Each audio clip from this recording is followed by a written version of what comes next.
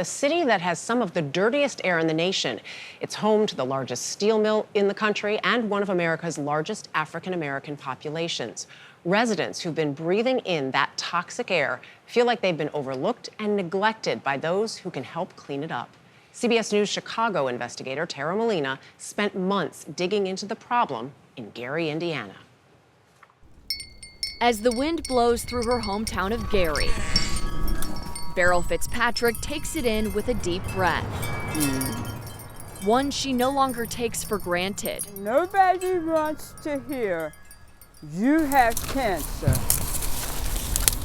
With Beryl, you can hear her cancer as she speaks. She's been battling stage 3 tongue cancer.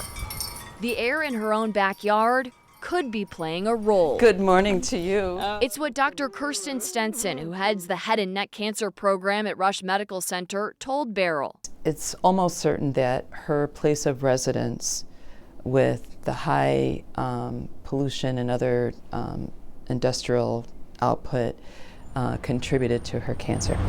Pollutants you can see and tiny particulates you can't come from different types of industry in the Gary region.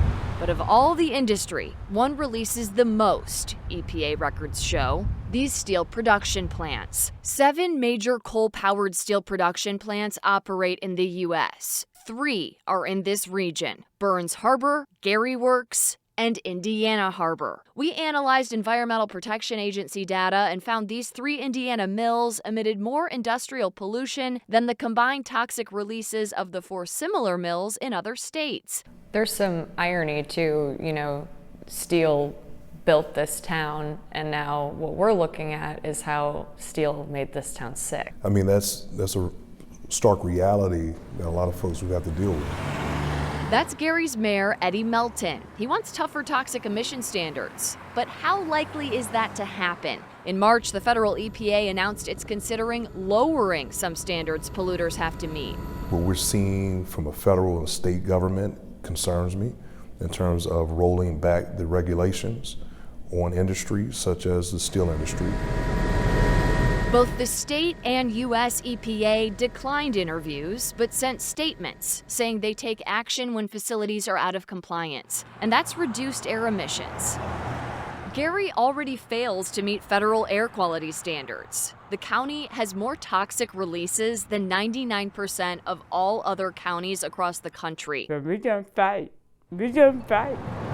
More than 76% of the people living in Gary are Black. The average income, less than $23,000. About a 4-hour drive from Gary, there's a steel plant in Middletown, Ohio. It's getting a major portion of a $500 million federal grant to change the steelmaking process and cut hazardous pollution in that city, which has an average income of $30,000 and it's 73% white. The Ohio plant was getting federal help to change its steelmaking process and cut pollution. Beryl believes Gary's demographics play a role in the pollution not getting cleaned up. I am worthy. No matter what you think about my black skin, and I am a person worthy of a good life. Cleveland Cliffs, which owns 2 of the plants in Northwest Indiana, has not returned our messages. The company also owns the Ohio plant we mentioned that was supposed to get federal funds to make cleaner steel. That grant has been canceled. For CBS Saturday Morning, Tara Molina, Chicago.